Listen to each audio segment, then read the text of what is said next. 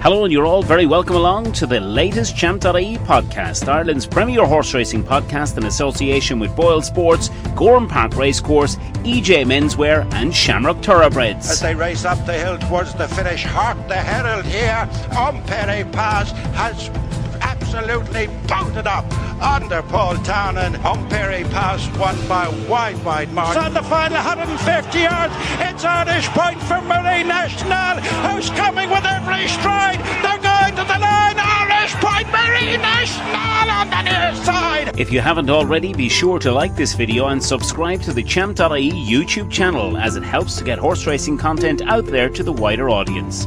We look forward to reading all your hashtag Fivecast selections in the comments section below. Enjoy the show. Boylesports. Don't just bet, choose wisely. Hello, and you're all very welcome along to Season 6, Episode 12. Can you imagine Episode 12 already of Champ.ie in association with Boylesports, Gowran Park Racecourse, EJ Menswear and Shamrock Thoroughbreds. Well, as always, delighted to be joined by Barry Doyle, and we've got our very special guest back after high demand after being on the show the last time. That's Joe Norris from Getyourtipsout. Great to have you guys here. We'll be looking, of course, as always, at 5 of the big races this weekend. And, of course, we've got some special guests on the show. We'll be hearing from Eddie Scally. He'll be talking all about the build-up to Goffs Thyestes Day and tickets and the sale that's on those. Our special guest, of course, this week is John McConnell. We'll be looking at Irish action from Fairyhouse Navan. We'll be also giving you the best bets of the weekend and a Shamrock runner update for this weekend. But, of course, John McConnell is the special guest this week, and all eyes will be on his heads up as they take on the Gordon Elliott Battalion, if all get in, for Sunday's big bumper. We couldn't believe that we got beaten 2 bumpers before we won. But sometimes that's just the way it happens. And he's a very high cruising speed, I suppose. That would be his main attribute. And seems to handle soft ground like it's quick ground. It's nothing to him. So, you know, he's just got a big engine. It's you know, he's very exciting. Yes, and of course, Joe Norris, the pressure is on this week because last week, as you can see on screen, Barry had a fantastic week with tipping on the show. Magic Boom, 10-1, Mr. Vango, 11-2, Henry II, 5-1, Safura at 9-4, and You the Sud won at even money. What a great week that was. Well done, Barry, firstly. And, well, we'll be hoping for the same this week, but all the pressure is on you, Joe, to follow in on Mr. Doyle's performance last week. Yeah, I thought that was a brilliant effort from Barry and the team. I mean, I'm pleased to say that I did back Henry II as well. So I weighed in with you on that one. So that was good. He absolutely bolted up as well. But pity we didn't put them in the multiple, Dave. We'd be probably sitting in the Bahamas now at this stage. But we've 5 races to look forward to once again, of course. Yes, we do. And we've decided this week we are going to do a multiple. And for the next 16, 17 weeks, we know what's going to happen. They all won't click. But anyway, that's neither here nor there. Yes, our 5 fantastic races this week. The 2.5 mile December Gold Cup. It's a premier handicap at 150 on Saturday. The 2 mile handicap chase, Class 2 at Cheltenham to look forward to as well. We've got the Albert Bartlett Novices Hurdle Grade 2, the Mayor's Handicap Hurdle Class 2, and the 3 mile handicap chase. That's at Doncaster, 2:05 on Saturday. But don't forget to like, subscribe, and of course, enter your Fivecast selections in the comment section below. Right, lads, let's get underway. Let's get into the heart of it and find some winners for this weekend. Let's kick off. And Joe, as you are a very special guest this week, we're going to give you first dibs on the 2.5 mile December Gold Cup. That's the 150 at Cheltenham this Saturday. Yeah, so this is a cracking race. You know, a nice way to kick off the pod. And last time I was on, I think I tipped up something like 4 Skelton horses. Now, I've tried to get away from this one, but I can't. I think Madara is a great bet in this. Now, this horse, I like the way they've campaigned him. They got him from Sophie Leach. He was sort of never put in the race over an inadequate trip at Ascot, finishing tailed off, just never got involved. Obviously, then he went to the Paddy Power Gold Cup. Finished a really good 4th, ran a really big race there. Finished 5 lengths in front of Fugitive that day. Now he's unexposed over this trip. I think there's lots more to come. I think the fact that he went off sort of 16-1 for the Paddy Power Gold Cup, that tells you that, you know, maybe they were saving him for another day. Also, Harry Skelton didn't ride in that day. Harry Skelton was on Protectorate. Tristan Doyle was actually on him. So to me, it looked like, you know, an educational ride, and maybe they had this race in mind for him. I think it's all systems go now. He's £1 lower for mark of 140. The yard are absolutely flying. Harry Skelton to me is riding better than he's ever rode. He gave one a ride, beatbox the other day. Was an absolute brilliant ride. I think he's full of confidence at the moment. Now, the Paddy Power Gold Cup's always a good stepping stone for this as well. Obviously, Fugitive won this last year. Cool Cody, who fell in the Paddy Power, came on to win this race. So I think this Madara is going to go really well. And, I know it's towards the top of the betting, but we've only got 11 runners and you're getting 11 to 2. So I think it's a good bet. Barry, I thought Paul Nicholls might have a big say in this race because stage star under Harry Cobden is the top weight, and Il Rodoto could still be very interesting in the race. Thoughts? Yeah, it's my selection, Dave. Il Rodoto. I thought you can still get 8 to 1 on Il Rodoto. I thought that's an absolutely massive price, and it's a real specialist type of race, isn't it? These cup races over 2.5 miles around Cheltenham, the old course, the new course. He's won on both, and I suppose I thought his best effort last season, Dave, before we get on to the Paddy Power Gold Cup victory back in November, but his best performance last season was when he was just touched off second in this exact same race.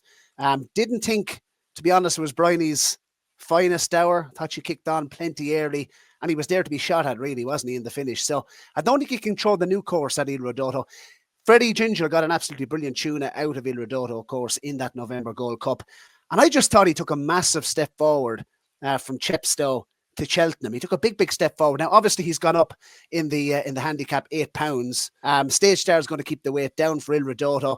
And similar, like just because he's had, I think, 20 odd starts over fences doesn't mean this 7-year-old is not still improving.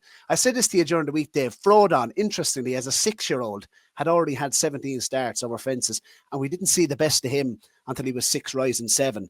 Do you know what I mean? He proved the guts of a stone in these type of race situations in obviously November, December, and into January as well. So I think Il Rodoto, I just like the ground is drying for him.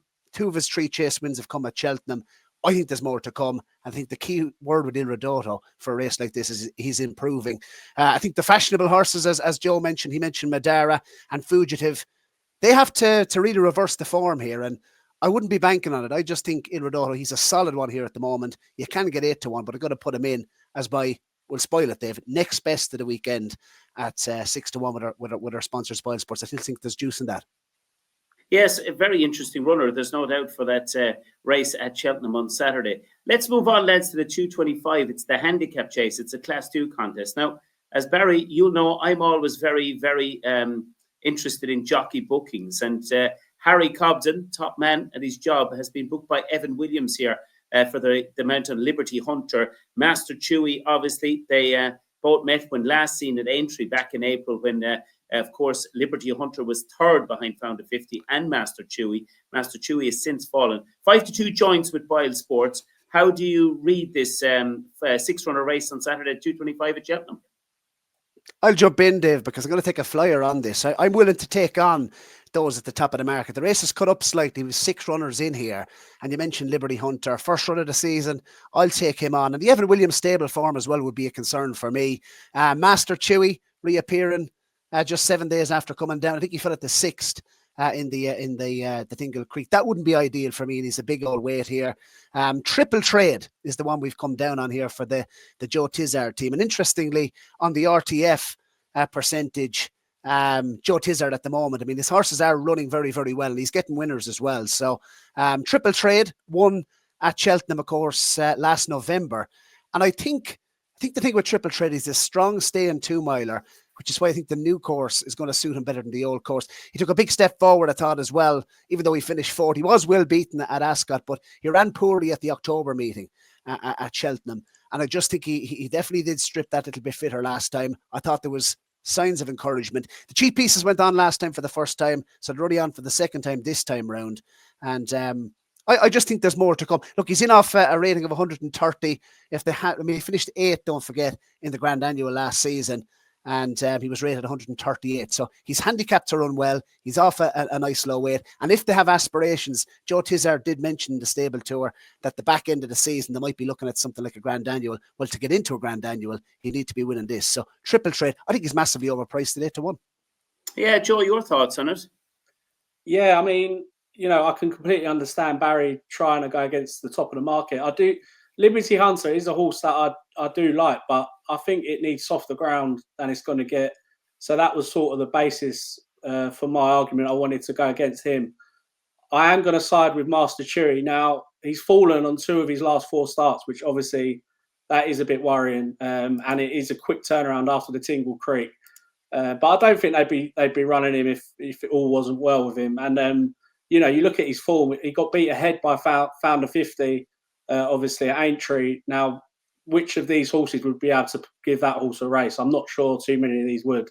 Obviously, his form last year was strong, finished second to J-Lo, who's obviously come out and won that good race. And he also bumped into Elixir de Nuts. I think he is the best horse in the race. He's carrying a big weight, but I think that's with good reason. And if he jumps round, I think he'll win this. And, 11-4 isn't too bad. It wouldn't surprise me if he went off favourite for this. Yeah, I think you're spot on. I think he could be the one in the race, but it's one of those races that you can make a case for a couple of these. I'm going to side with Harry Cobden's mount. I just feel Evan Williams hasn't booked the services of Cobden without this horse doing everything right at home. So cracking race to look forward to. Right, we'll move on. And Joe, we're going to look at the Albert Bartlett Novices Hurdle. Now, my next best pick of the weekend, spoiler alert, is in this one. This Skyjack Hijack has improved a massive £41. And I feel there could be plenty more to come from Jenny Candish's runner, Sean Quinlan. I think when you look at the 7 runners in here, love to get your thoughts on it, Joe, but I'm sure they would have expected a much, much stronger competition for this grade 2 to 3 o'clock at Cheltenham on Saturday. Yeah, I think that's just it. I mean, after he won last time at Newcastle, I'm sure Connections said they was going to give him a break.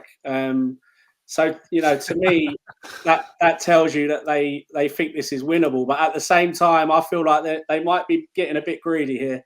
I'm actually going to try and take him on. The one I do like a lot is Clondor General for Kim Bailey.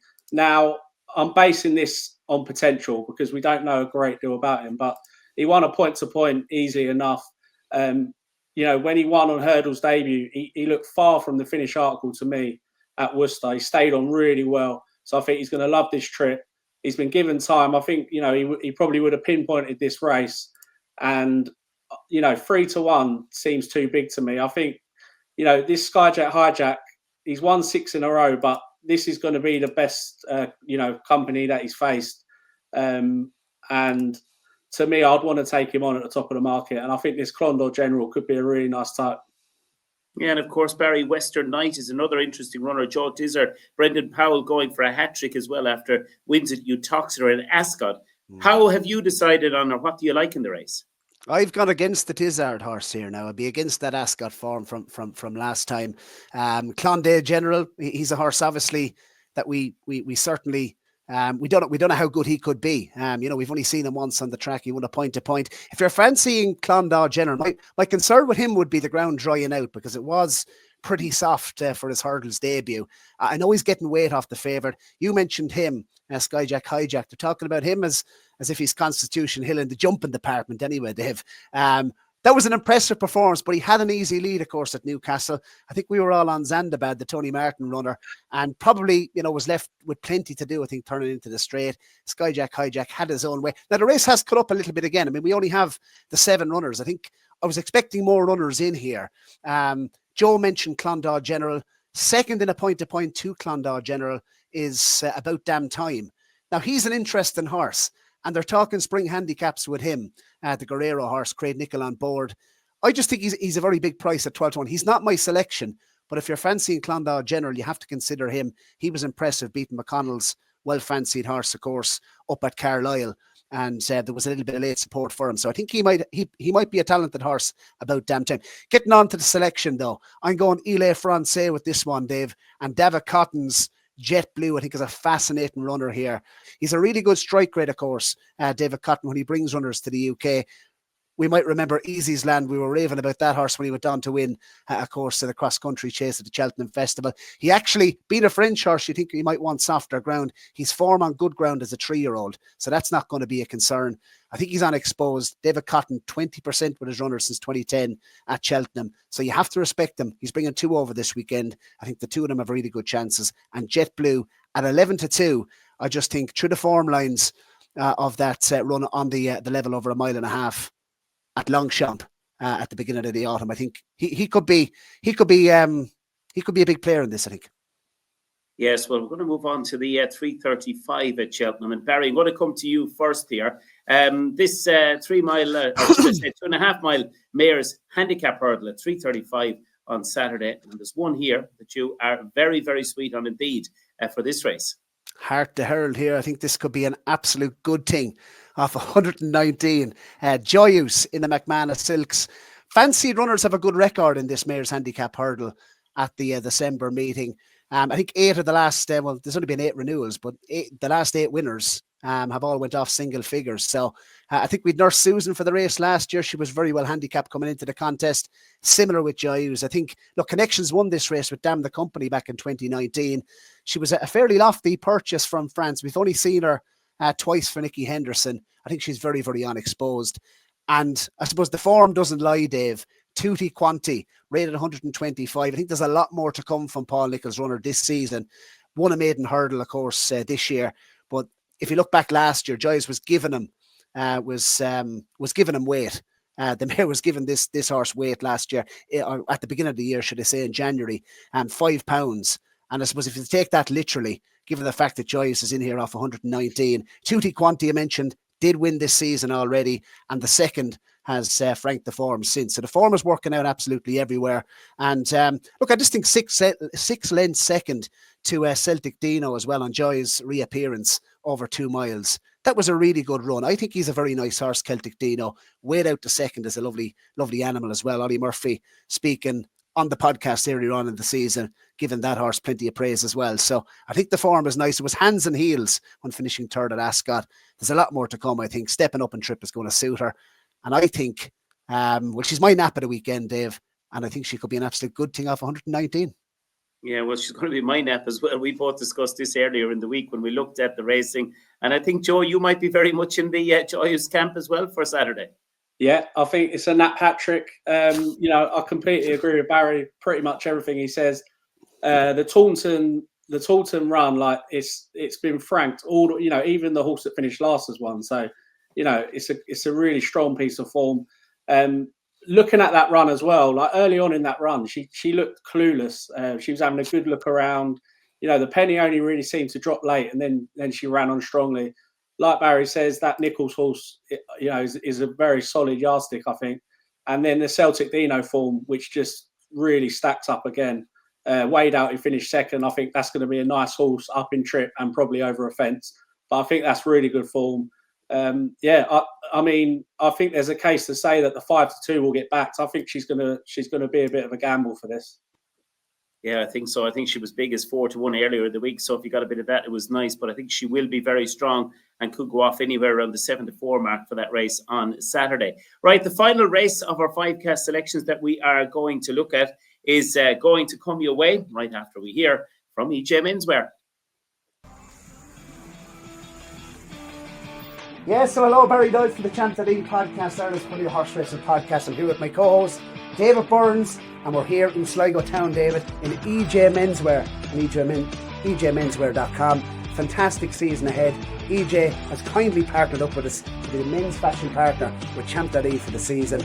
And David, we're suited and booted. You're looking sharp. Yeah, well, thanks very much. And this fantastic bundle and this outfit we're wearing is costing $2.99. It sets you up beautifully for the racing season ahead, which includes Leopard's Son at Christmas, Thyestes Day at Gowran Park, and of course, if you want to go even bigger, you can get togged out for the Cheltenham and entry festivals later on in the season. Absolutely, and of course, check out the Champ.ie podcast right through the season, Mondays and Thursdays, and look at the offer. The tailored bundle for the racing season, $2.99, blazer, shirt, chino, socks and shoes. What's not to like, lads? Check out EJMenswear.com to find out all the racing offers.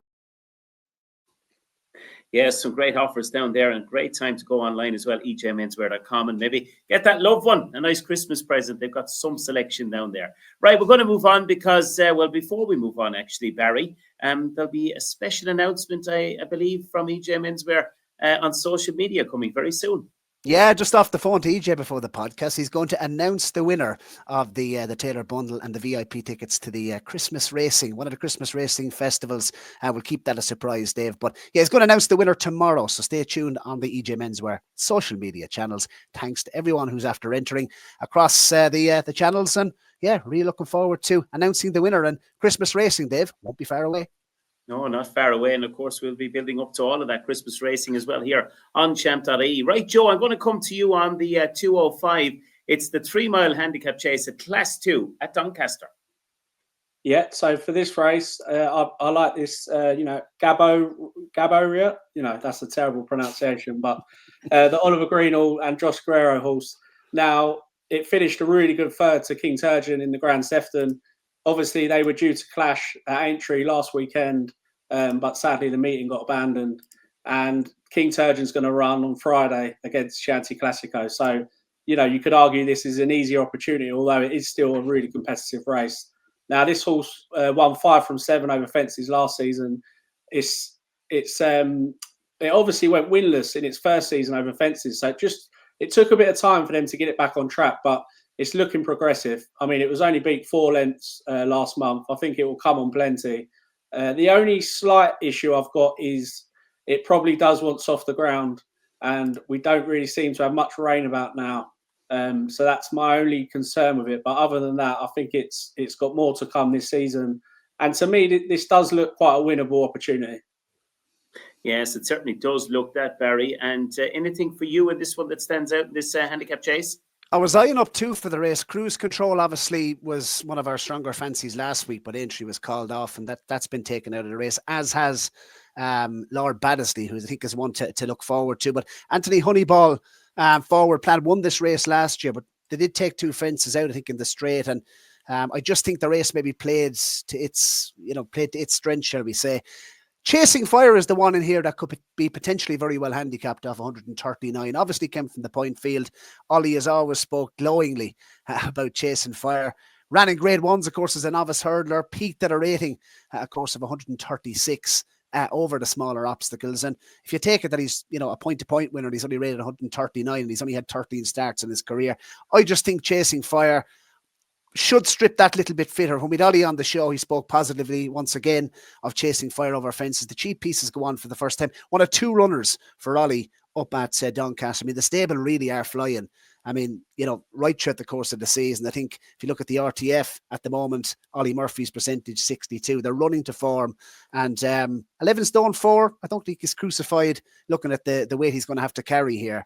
And I just think he's unexposed over the distance of 3 miles. So Chasing Fire, 7-1. I see he's been backed already from 10s, Dave. He would be my each way selection in here, but it looks a winnable contest. I would be against the favourite forward plan because I thought last year the race fell into his lap a little bit. So I'd be against the fav.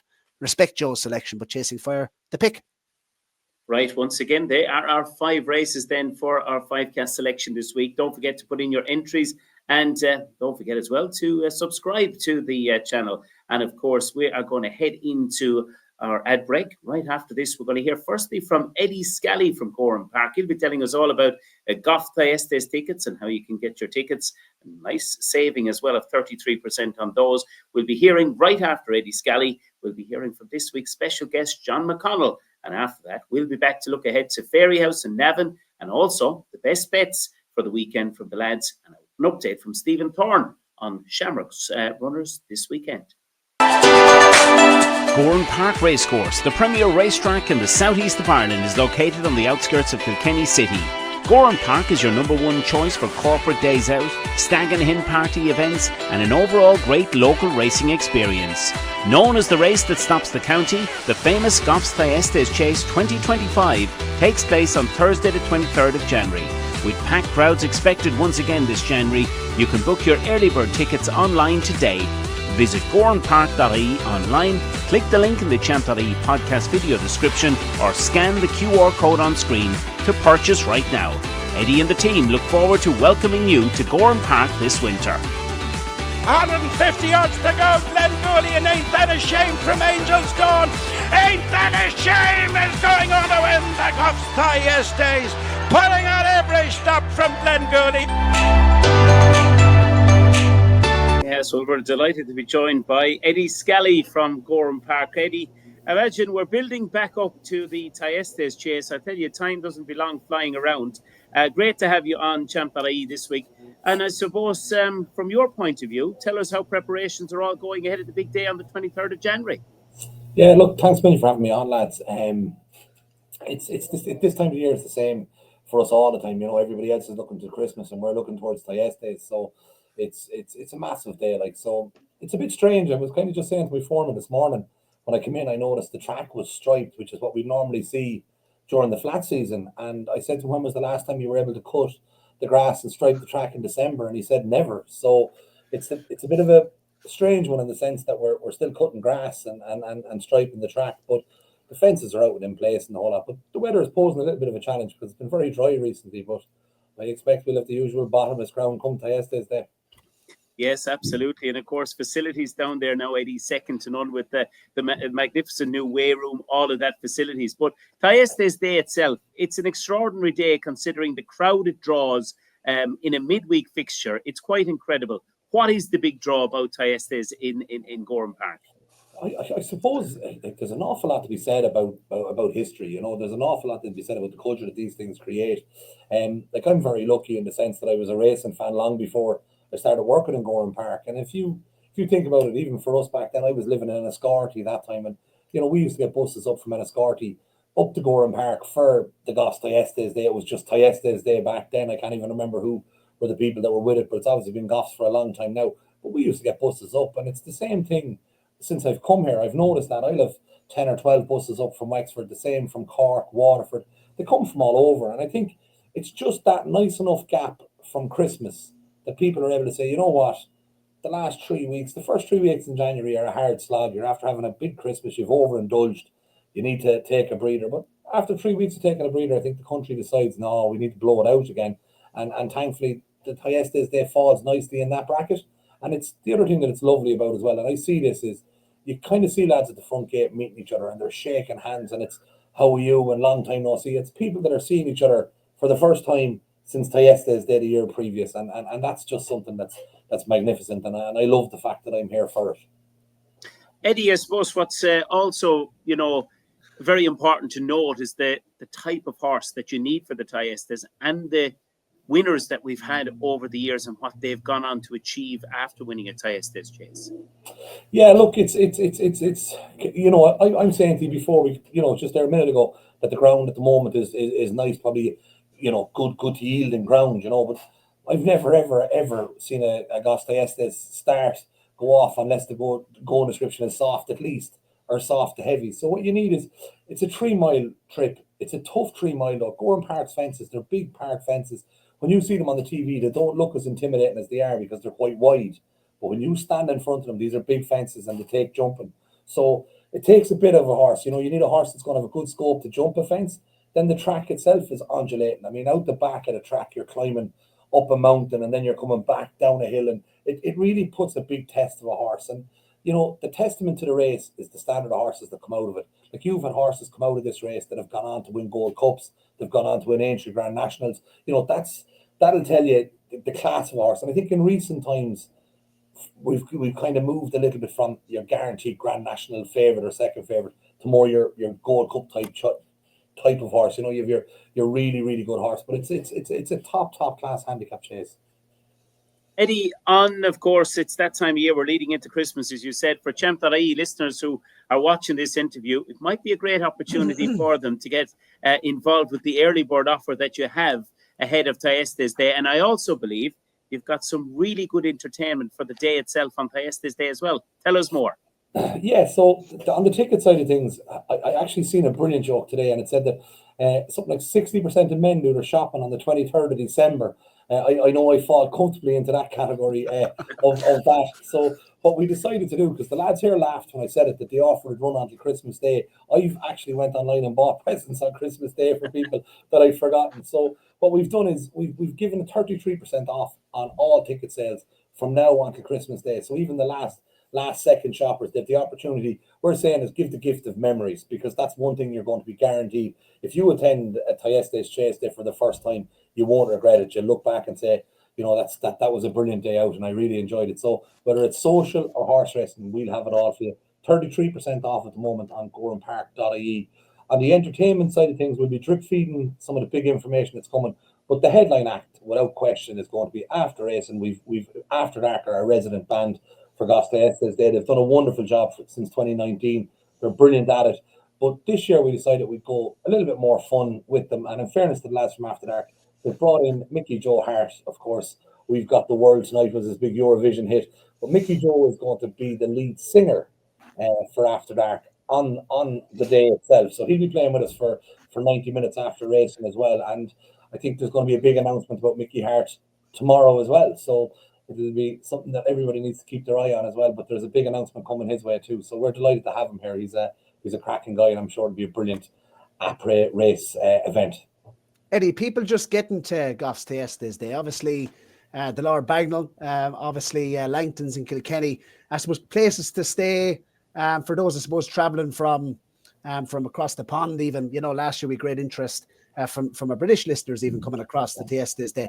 Where to stay? I suppose buses to and from the racecourse. What are we looking at? You mentioned a singer, Mark Landers, the Cork captain back in 1998, gave us a bar of was it the banks of my own lovely Lee and the Lord Bagnall after racing. You saw the video of that. No, look, the Lord Bagnall, as you know yourself, Barry, you've had a tendency to hold up that counter on numerous occasions to make sure it didn't fall.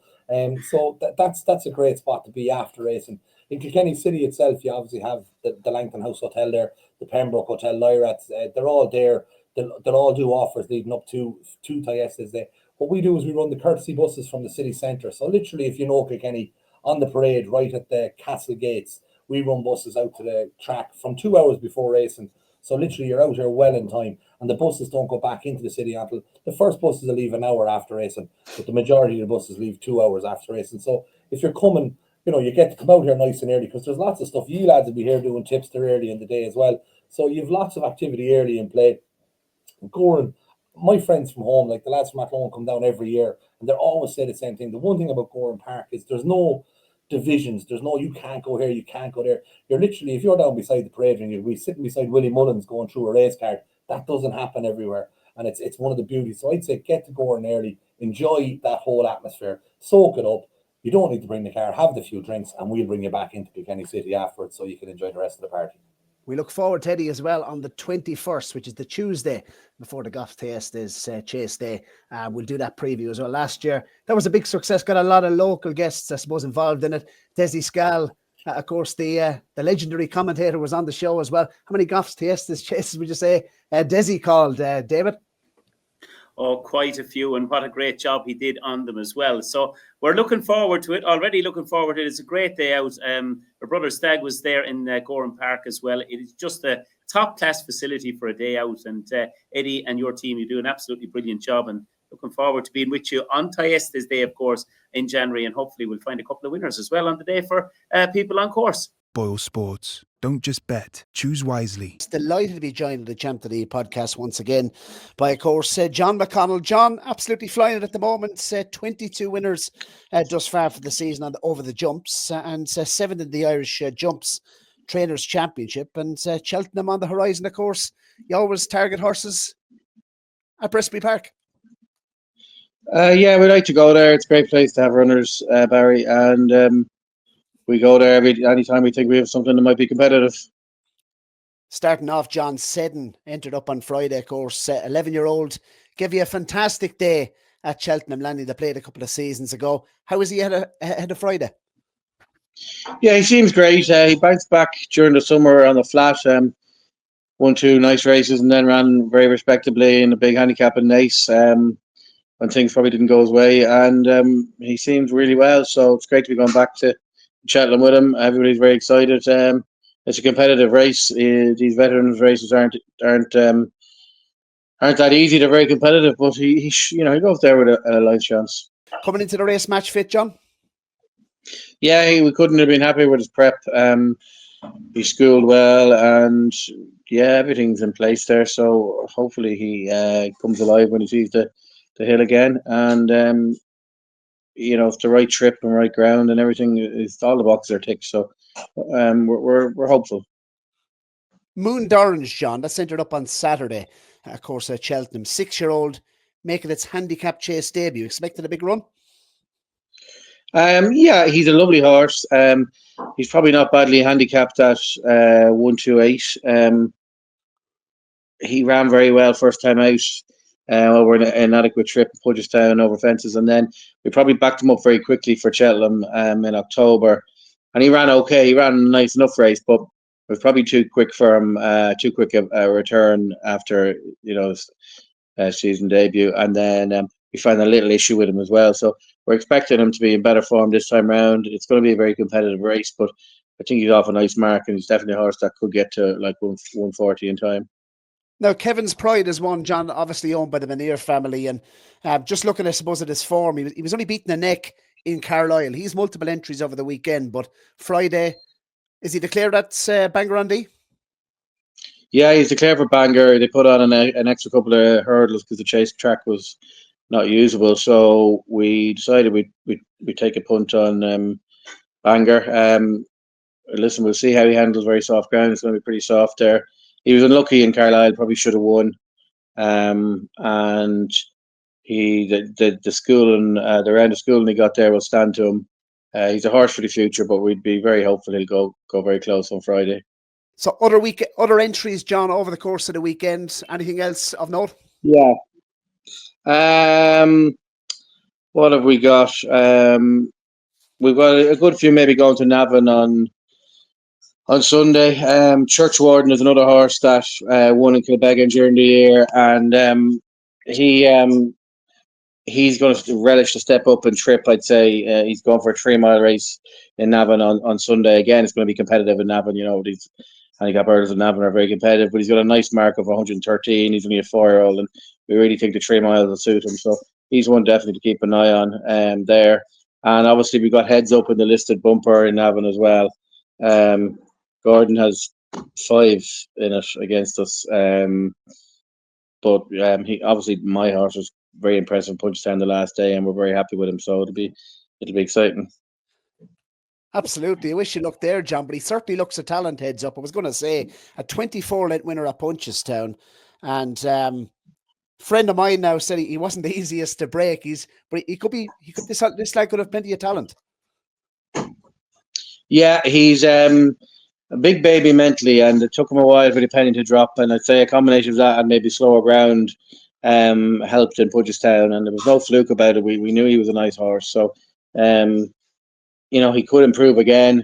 We worked him this morning, and he worked really well. So, we're very happy to take on whoever is against us, and see where we are with him. So, this will dictate where we go for the rest of the year with him. But he's a lovely horse. And have you thought champion bumper in Cheltenham, John? Is he one that gets you excited? Well, listen, he'd have to win or go very close to winning tomorrow or Sunday to be thinking that. But if that happened, we definitely would. He's only a 4-year-old. I don't think we'll send him hurling until next season. So, listen, he'd have to be going very close on Sunday. But we think he's well capable of it. John, just before we move on from heads up, you've obviously had some really nice horses in your care over the last couple of seasons. How does he rank? And I suppose, what do you think are his biggest attributes? Yeah, he's right up there.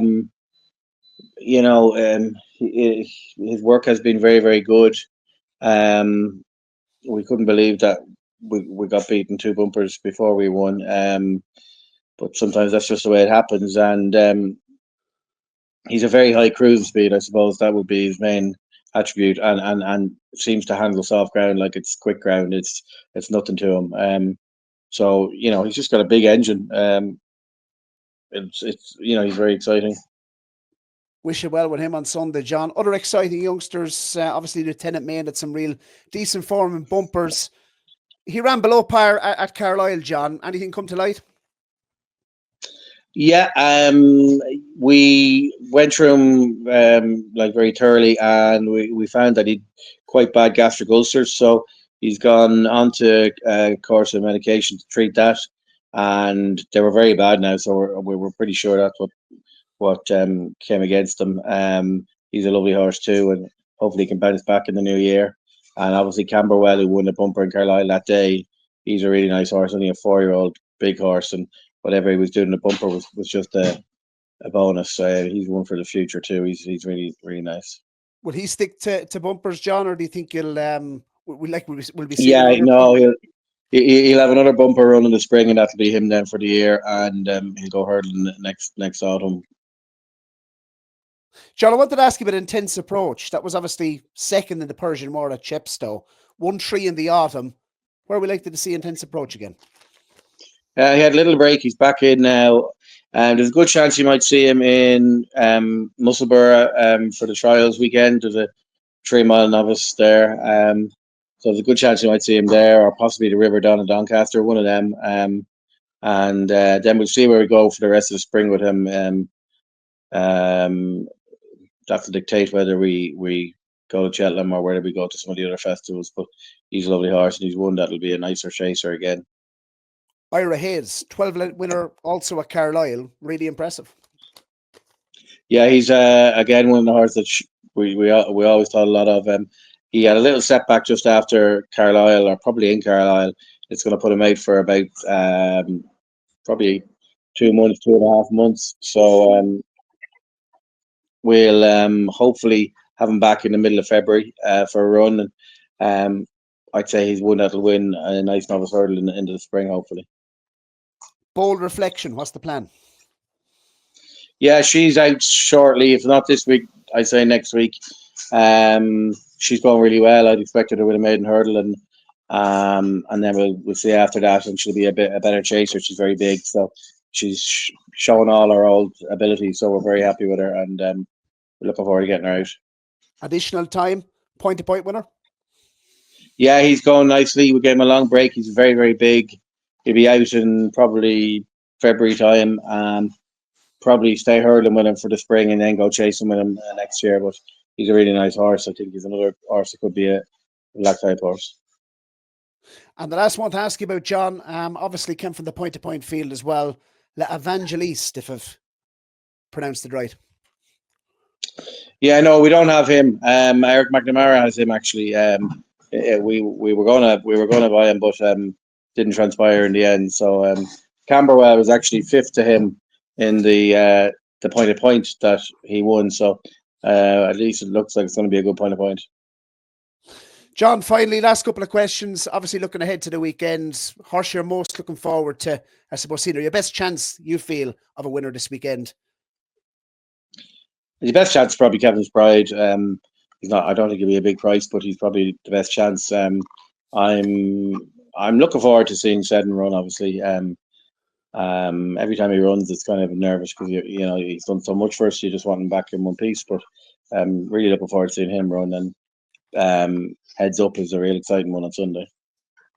So finally, John, just a young horse, a dark horse to follow for Champ.ie listeners for the season. Yeah, we have a nice filly by Elusive Pimpernel called Elusive Power. She's 4-year-old filly. She'll run in the next month in a bumper, possibly in the UK, and it would be hopeful she'd go very close. Thanks very much, John. Wish you all the best the weekend and for the remainder of the season. No problem. Thanks, Barry.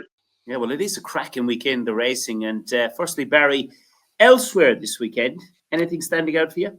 Yeah, well, I have to mention Heads Up because a horse that won by 24 lengths for John McConnell, as we mentioned, of course, at Punchestown on his third start of the bumper. I think we got scalded, Dave, down at Listowel. We were expecting him to win on debut, but the penny is really starting to drop. I think this horse, just to mention as well, he wasn't the easiest to break. And I think he's starting to get his act together. He's talented. It could be a dark horse, perhaps, in the for the champion bumper. I think he genuinely has lots of talent. Hamasayan gave us a good day, of course, at Cheltenham in November for Tony Martin. I see he's in the 207 at Carlisle in that Pertemps qualifier. And of course, Brian Cooper, Tom Cooper's runner in there, Dar as well. That's interesting because Hamasayan, I mean, he was entered up last week at Sandown for the Pertemps qualifier there. He would need to win a Pertemps qualifier and go up to a mark to actually get him into the race. So if the ground started to dry out a little bit there at Carlisle, which it's likely to do between now and Sunday, I'd make him a big player in that Pertemps qualifier. I think he's still very, very well handicapped. And couple to mention as well at Cork on Friday, Kilgame is a horse that really caught my eye when finishing second in a tie for Gabriel Leanders. Cost over 300,000, owned by Rob Corr. He takes on Kelhistor. two of those are very, very interesting in that 12 o'clock race at Cork on Friday. And I just think that's a race to watch with a view to the novice hurdles at Cheltenham Aintree, and of course Fairyhouse and Punchestown in the spring. So interesting race, good horses in that particular contest. But heads up for me and Hamasayan on Sunday, should he go. Yeah, one I really like at the 3 o'clock on Friday at Cheltenham is ICO Madrick, the French horse. 11 pounds out of the handicap, but has ran very well in 2 cross-country races. Won a listed cross-country in Compiègne in France. And I think this ICO Madrick will be very well backed in the 3 o'clock on Friday. For you, Joe, what do you like over the rest of the weekend? Yeah, just one other one I want to mention is Peaky Boy, who's back out. Obviously, won at the November meeting last month on Chase debut. Now, he had every opportunity in that race to throw in the towel. He landed a bit awkward 2 out, and I was wondering how well was he going. But I loved the way he sort of came back on the bridle. He ended up winning by 2.5 lengths. He moves up to beyond 3 miles, which I think he's going to love here. Just going that shade slower here will suit him, probably help his jumping. And I think he could be a really nice horse going forward. So Peaky Boy in the 12:40 at Cheltenham on Saturday. Just want to throw in, Dave, as well, that I did forget the bumper at Fairyhouse. Of course, it's a 4-year-old fillies national hunt flat race, of course, at Fairyhouse, the 3:22 on Saturday afternoon. It looks very much like Willie Mullins versus Gordon Elliott. I'd be with the Willie Mullins newcomer, Future Prospect. I thought she'd done a lot wrong on her point and still got the job done. I'd say she's a fair engine now, and race won by Brandy Love a couple of seasons ago. Smart type for Willie Mullins. Owned by the Magners, Future Prospect, and it must be a joint ownership because the Brosnan, of course, a partnership have part of her as well. So Future Prospect, daughter of Order of St. George, was a winner, as mentioned, of course, in a point-to-point at Castlelands for the Dennis Murphy stable. And I think she could be quite smart at Fairyhouse in that 3:22. Right, it is time for us to give our best bets for the weekend ahead. And Joe, we're going to come to you first for your NAP selection and, of course, your next best pick of the weekend. Yeah, so my best bet is going to be Joyous in the Lucky Last at Cheltenham. I think we all agree on that. I don't feel like I need to touch over that. And the next best, we're going to go for the Kim Bailey horse. I'm going to go for Clondor General. And that double pays around sort of 13-1. Very nice, Barry. There's Joe's selections. He's Joyous, NAP 5-2, currently Clondor General 3-1, next best 3 o'clock at Cheltenham. And for you, Barry, your NAP next best and anything else for this weekend? Yeah, we kind of give it away a lot in the show, didn't we, Dave? But let's go with Joyous as the NAP. Look, I think we're going to go with the hat trick this week. And Joyous, as mentioned, I think off 119 she could be. I think she could be a steering job, to be honest with you. I think she could be very, very well treated, and looking forward to seeing her. The next best, Il Rodotto. He's a pure 2.5 mile specialist, rated 149. I think there's more to come from this horse, Dave. I think he's borderline graded level in these type of races. 2.5 miles, new course, old course. I don't think it matters to him. And Freddie Gingell last weekend, of course, on Henri II. Let's hope he can have another big Saturday winner on Il Rodotto. And another one to mention as well, Dave, just to put it up as an each way pick on Friday at Cheltenham. Tin really caught the eye for me in the Great Wood Hurdle. Now it's dropping down in class. I think he finished 4th or 5th in the Great Wood.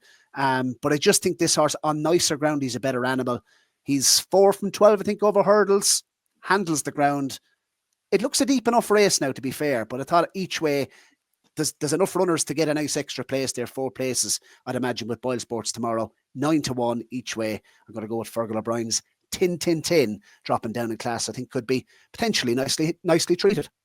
Yeah, well, I'm making a clean sweep for the NAP selection this weekend. Joyous, I think it's going to be very hard to beat. And Skyjack Hijack 9-4 is the next best. Just one more horse I'd like to mention ahead of the weekend racing. That comes on the 3 o'clock race on Friday. I couldn't put anyone off having a few quid on ICO Madrick, the French horse, for the cross country. Look back on its runs this morning. I think a lot of the Elliott horses here might be out for just a look around Cheltenham, maybe it's fair to say, at the weekend. I think ICO Madrick is a very interesting runner, a very solid performer over in Compiègne, won a listed cross country. And that was very close to me, being a very, very good bet as well. But I could put no one off ICO Madrick as a bet in the 3 o'clock on Friday at Cheltenham.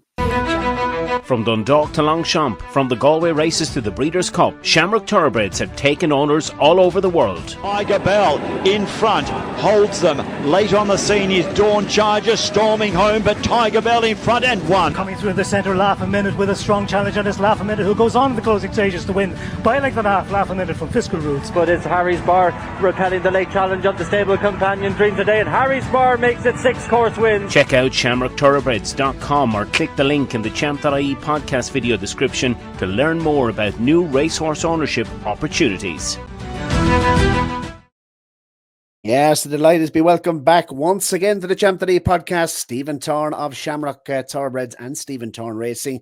Stephen, more winners for Shamrock Thoroughbreds and Stephen Thorne Racing last Friday at Dundalk. Yeah, it was a good night. It was a we had to wait a while, which never showed never, but finally got his head in front for us there last week, and Jamie Powell was very good on him, good and strong, and it was a good effort there from the outside gate there over 5, and we didn't get the run of the race around the bend, and still picked up well in the straight to win. So hopefully that'll give him a bit of confidence, and I think he's a nice sprinter there to look forward to in the new year. Overall, you must be very, very happy, because seeing the Racing Post website, the RTF, the run to form rating, over 90% at the moment. So the horses, you're getting winners and they're running well. Exactly. Yeah. No, they're if anything that's not winning is running very, very well and consistently well. So we're very, very happy with how things are going. And long may it last. No, there's obviously another meeting there on Friday and 2 more next week before the Christmas break, and that'll give us a chance to freshen some of those older horses up there, and we'll be ready to do battle again in January. Say If You Will had a couple of little problems going into the stalls, as did Harry's Bar, but as we've seen with Say If You Will, these things can be rectified, and you're hoping for more of the same at Harry's Bar on Friday night. Yeah, obviously the Say If You Will, my first winner, it was a great story. Like we had to wait with her.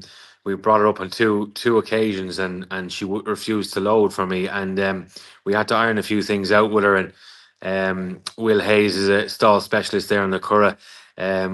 We sent her down to him, and he came racing with her. Then the night she loaded and won for me. So Harry's Bar has threatened to refuse on quite a numerous number of occasions in the past, but the last day we brought him up there, refused to load for me. So that was a first, but I threatened to do it in the past, as mentioned. And obviously the stalls handlers, they do a lot of. They've got a stiff task with some of these older handicappers, and just for whatever reason the horse refused to go into the gates on me. So Will has kindly done plenty of work with him, and we'll be heading up on Friday night to hopefully load him. And I think if the horse goes in the gates, I think he'll go close. This time last year he was rated 102. He's back down to 97. The handicapper raised him a pound, but 3 really good runs. I mean, he finished second on his last 3 starts. So you'd have to think he's maybe due one. Yeah, exactly. The day you come out to see to do the stable tour, you've seen him going around the gallops there. He's like a 2-year-old. He's still full of life and moving really well, and he's a solid older horse. We always said that we were going to retire him when the time comes, and when we feel that the horse might not be putting in his might not be enjoying the game, but his last 3 starts, he's been a solid second on all his last 3 runs, and he's been running very well. As I said, the last day, for whatever reason, he just didn't load, but hopefully we'll be able to rectify that on Friday night. And we got a lovely draw in stall 4. Jack Carney, who's been a very promising young man there, is going to take £5 off him, and looking forward to him on Friday. He's been a dream horse to have anything to do with. I'll never forget the day we bought him. He pulled out of the box in Newmarket, and I knew straight away we had to get our hands on him. So he won a listed race 6 days after we bought him. So he was a fabulous horse. Has been a fabulous horse to be associated with, to have had anything to do with. A real all-weather horse, but he's taken us to Dubai and Saudi as well. You'd write a book on him at this stage. Absolutely. Another great servant, obviously, in the race as well. Dream today was only beaten 2 lengths by Never Shout Never. And the handicapper, well, what do you make of his rating at the moment? Do you think he's coming down to what looks a workable mark as well, entered in the same race? Yeah, for sure. He hasn't been dealt a nice draw at all in stall 11 of the 11 runners, so he's going to need plenty of luck from out there. We've done O'Connor, who rode my second winner. He's on him tomorrow, so I've changed things up to the jockey wise. It's a horse that takes a bit of gnawing. So handicapper is definitely giving him plenty of relief now, down to a mark of 78, I believe. So yeah, look, he could be a dark horse in the race Friday. He has to overcome a bad draw. But if he overcomes it there, I think he'll run a good race, solid race. And, he's one to keep an eye on into the new year as well. He's looking dangerously well handicapped. Next week, what are we looking at runners-wise? Yeah, we'll have a good few more out next week. I'm keen to get another winner on the board before Christmas period. Like I said, we've had 3 winners there since we started there late October. And we've had plenty of placed horses, but I'm keen to get another winner on the board before Christmas to keep all my shareholders happy. So Wizard of Odds is one that will be entered for the winners race, the winners mile race next week. He was a cracking second there in the winners 7. I think he's crying out for the miles, so he's one we're really looking forward to next Wednesday. Pink Oxalis, who we mentioned earlier, she will run in that 7 furlong low grade race. She's one to keep an eye on as well. And we have a few others out as well there. High Time You Won will likely back up in the 7 furlong race. That mile contest was a bit of a crawl the other day, and they sprinted. So I draw a line through that run. I think he's much better than that. So we've got another 4 or 5 of them out there next week before the Christmas period. Hopefully we get another one on the board. And we did mention it, Stephen. Artful Approach, what a prospect it is. A Galway Festival winner, of course, from last season, and that's the target once again for shareholders. Obviously, you mentioned to me off air, over 80% is taken at the moment. We're going to watch this quick little clip of Artful Approach, and you can tell us all about him in just a moment.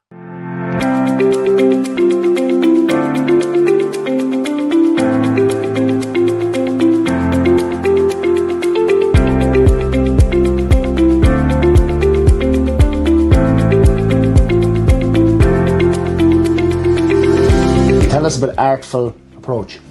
Another horse that we bought the other day at the sales, fresh horse. And again, another horse that won in Galway, and our shareholders love having runners down there. So he's a horse now that we would put away as well.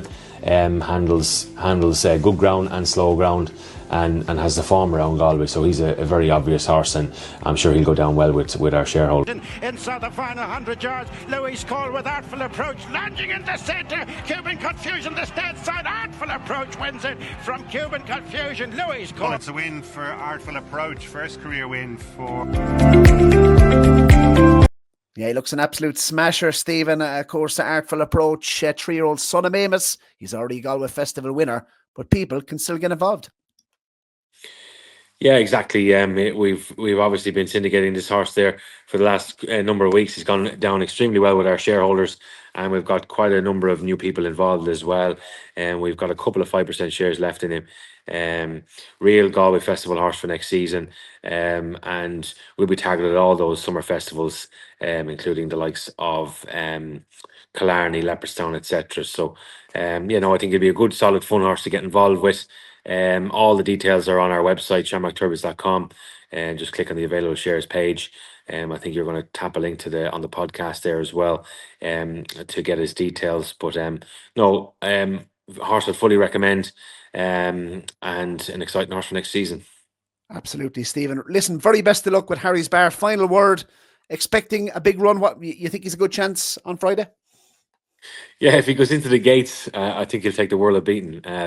He's a horse that I hold dearly to my heart, and he's on a very winnable mark now. Obviously, he's not getting any younger, but he's moving like a 2-year-old. This horse.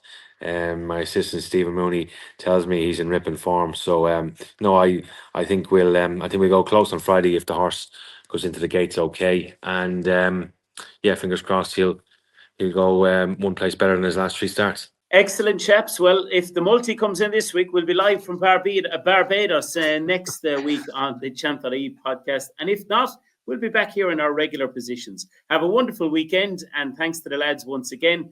And we hope you find plenty of winners this weekend.